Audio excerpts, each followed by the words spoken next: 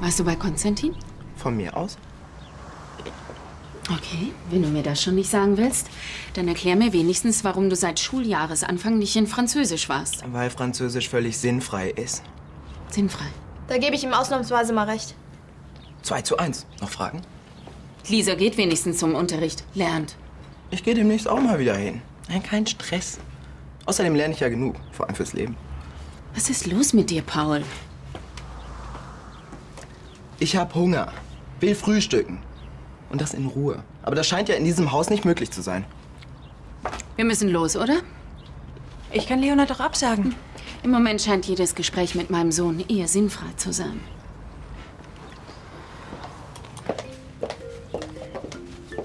Ich bin wirklich enttäuscht von dir, Paul. Was ist denn jetzt schon wieder? Weil ich nicht verstehen kann, dass du es darauf anlegst, deinen Abischnitt zu versauen. Pas de Problem. Susanne, ich mache ein Bomben-Abi. Ich möchte wissen, wie du das mit 0 Punkten in Französisch hinkriegen willst. Aber das kannst du mir heute Abend erklären. Jetzt habe ich keine Zeit. Okay.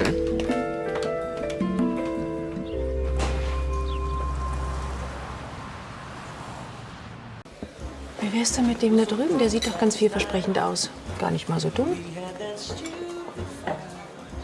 Der ist mir zu schlaksig. Außerdem ist er bestimmt eitel und zickig. Da reicht mir Lisa. Schlaksig, eitel, zickig. Gut. Dann guck dir doch mal den an.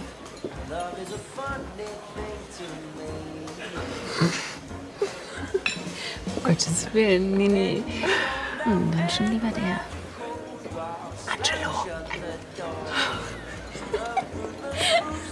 Meine Damen, ist etwas nicht in Ordnung? Stimmt was meiner Garderobe nicht? Sie sehen fantastisch aus, Angelo. Tja, das freut mich. Sie aber auch, Frau Gräfin, wenn ich mir das Kompliment erlauben darf.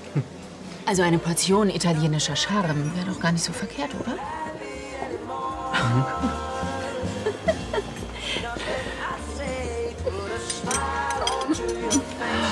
Also, wie ihr seht, gibt es da ganz unterschiedliche Möglichkeiten. Intrazytoplasmatische Befruchtung. Wir wollten eigentlich nur ein Kind. Das ICSE kommt für euch sowieso nicht in Frage. Da bin ich auch gar nicht so unglücklich drüber. Also für euch beide wäre eine sogenannte Insemination die beste Lösung. Oh, eine künstliche Samenübertragung in die Gebärmutter. Ganz genau. Klingt auch nicht viel romantischer. Ist aber die einzige Möglichkeit. Außerdem solltet ihr dabei ein paar Sachen bedenken. Was zum Beispiel? Als erstes braucht ihr einen guten Gynäkologen, der euch betreut und begleitet während der Schwangerschaft. Ja, aber das dürfte doch nicht das Problem sein. Na, so einfach ist das nicht. Viele Paare gehen deswegen mittlerweile nach Holland oder Dänemark, weil sie hier niemanden finden. Außerdem wird der Vater des Kindes anonym bleiben. Also keine Fotogalerie von den Spendern. Nein, euer Kind wird seinen Vater wohl niemals kennenlernen. Ihr solltet euch wirklich darüber im Klaren sein, ob ihr das wollt. Ja, aber das ist doch komisch, wenn es nie erfährt, wer der Vater ist. Was ist die Alternative? Die wiederum ist sehr einfach. Ihr sucht euch einen Spender aus dem Freundeskreis.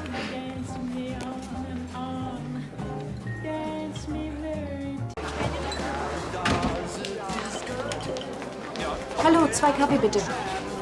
Ja, sorry, aber erstmal müssen wir die Maschine wieder in Ordnung bringen. Ja, dann bringen uns irgendwann 2 Wasser. Okay, kann aber einen Moment dauern, ja? Wir sind ganz schön naiv an die Sache rangegangen. Ich hätte auch ein bisschen weiterdenken können. Irgendwann wird unser Kind natürlich fragen, wer der Vater ist. Und wenn wir ihm dann sagen müssen, keine Ahnung, wir kennen ihn nur aus dem Reagenzglas. Das geht überhaupt nicht.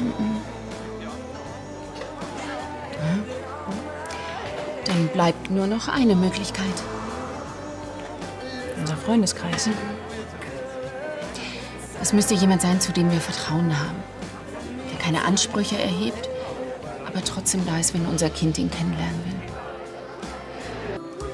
Wie wäre es mit Leonard? Bist du verrückt? Wie sollen wir das denn erklären? Also du hast 2 Mütter. Und dein Vater ist der Bruder deiner einen Mutter. Also deiner Mutter. Ja, ist ja schon gut, dann überlegen wir weiter. Na klar. Der Bernd. Der ist unglaublich gut aussehen und kann ganz toll tanzen. Bist du wahnsinnig? Willst du, dass unser Kind wird wie Vanessa? Ach, es muss doch irgendjemanden geben. Na, ihr zwei? Hallo. Ihr beiden sitzt ja komplett auf dem Trockenen. Womit kann ich euch glücklich machen?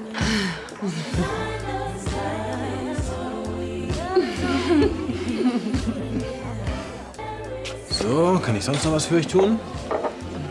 Wir würden dich gerne zum Essen einladen. Ja, genau. Heute. Wir kochen für dich. Ja, wie komme ich zu der Ehre? Du bist ein toller Typ. Sexy. Charmant. Ich stimme euch in allen Punkten zu. Aber was ist denn der wahre Anlass eurer Einladung? Komm einfach vorbei, dann erklären wir dir alles. Na gut. Gute Idee. Du kennst ihn länger, aber ich dachte... Ja, beim Essen können wir in aller Ruhe abchecken, was er so vom Vaterwerden hält. Ich hoffe nur, er findet unsere Idee nicht total abwegig. Mit den Waffen einer Frau kriegen wir ihn schon rum. Und wenn ich ihn mir so ansehe, kann ich mir wirklich was Reizvolleres vorstellen als eine künstliche Befruchtung. Oh, wer? Das war nur ein Scherz.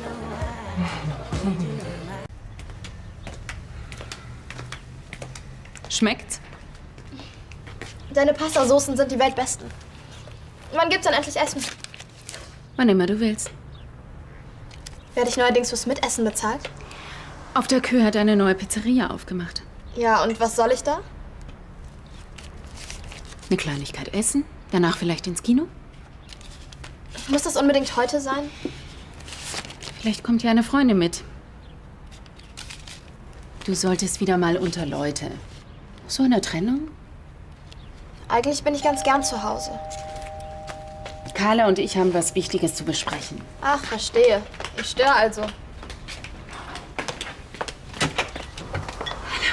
Hallo. Hi. Lisa, hallo.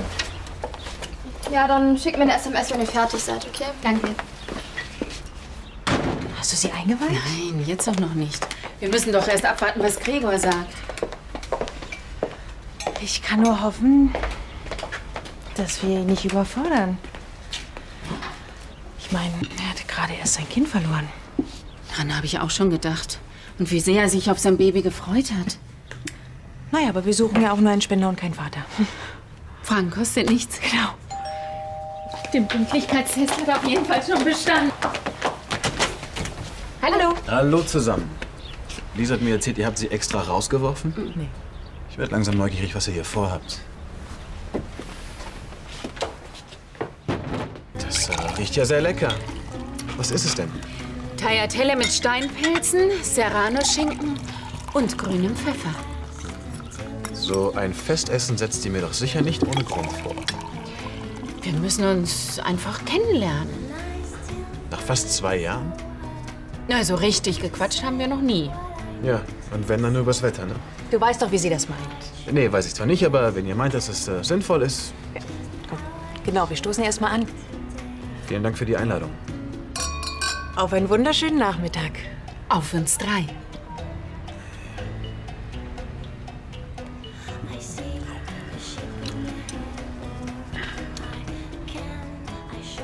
Ist was?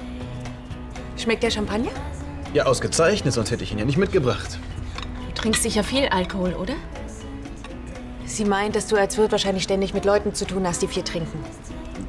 Ja, klar, aber Bäcker fragt ihr doch auch nicht, ob der jetzt mehr Brot isst als andere Menschen, oder? Man hört immer wieder, dass der Beruf Wirt sehr ungesund sein soll. Also meine früheren Jobs waren mit weitaus mehr Risiko verbunden. Stimmt. Callboy, Pilot. Da steht man immer mit einem Bein im Grab. Aber sonst bin ich ganz fit. Und in deiner Familie? Bitte?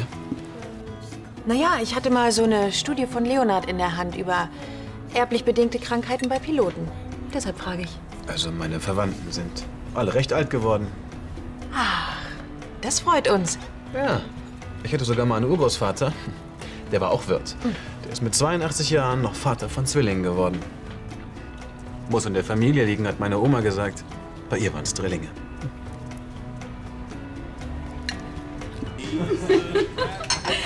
Du wolltest durch das Fenster zu deiner Ex-Freundin und bist in der falschen Wohnung gelandet?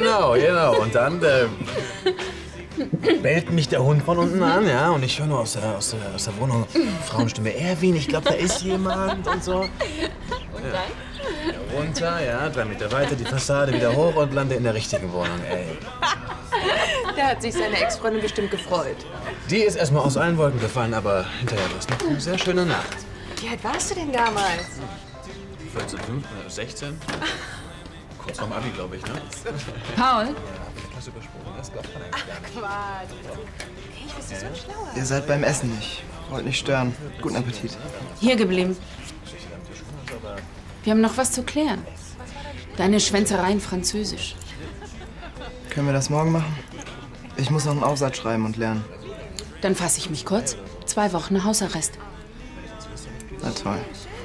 Und ab sofort überprüfe ich jeden Tag deine Hausaufgaben. So, und jetzt darfst du auf dein Zimmer lernen. Zucker, Gregor? Ja. Gut, fassen wir mal zusammen.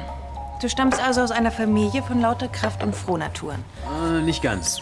Onkel Reinhard ist mit 45 Jahren an einem Herzinfarkt gestorben. Oh. Allerdings war Onkel Reinhard nur angeheiratet. Meine Tante Edith hat ihn im zarten Alter von 76 Jahren geehelicht. Ja, das freut uns. Jetzt müsst ihr mir aber endlich mal was verraten. Was denn? Ihr fragt mich seit Stunden über Geistes-, Erb- und Geschlechtskrankheiten aus. Ihr wollt wissen, welche Noten mein Urgroßvater in der Schule hatte. Also wie gesagt, wir wollten dich einfach nur richtig kennenlernen. Ja, das ehrt mich ja auch, aber so gründlich haben die mich nicht mal beim Bund auseinandergenommen. Naja, was wir machen, hat eben Hand und Fuß. Also, über meine Gesundheit müsst ihr euch keine Sorgen machen. Ja, du bist der perfekte Mann. Und das aus dem Mund einer überzeugten Lesbe? Kraftvoll, gesund, gut aussehend, intelligent. Also, wenn ihr 2 Bauern wärt, würde ich denken, ihr sucht einen Zuchtbullen. Sind wir aber nicht. Du wärst der perfekte Vater. Gregor, wir hätten gern ein Kind von dir.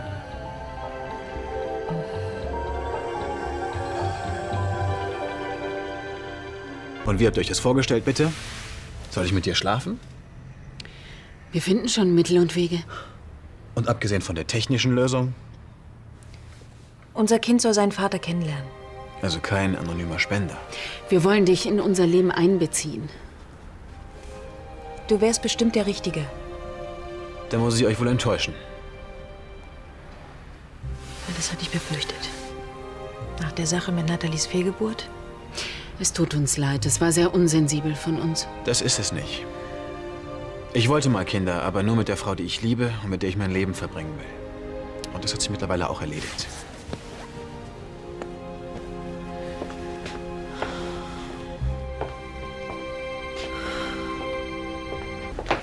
Ja, tut mir leid. Jetzt kennt ihr mich wohl ein bisschen zu gut. Ich hoffe, wir sind dir nicht zu nahe getreten. Naja, aber dass ich nicht der Richtige bin für euren Plan, das werdet ihr wohl verstehen. Natürlich. Gut. Ja, vielen Dank für die Einladung. Das nächste Mal koche ich für euch. Hm?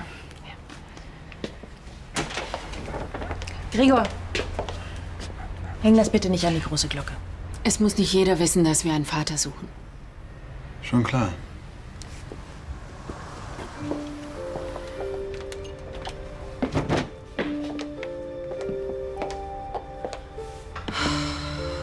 Und jetzt?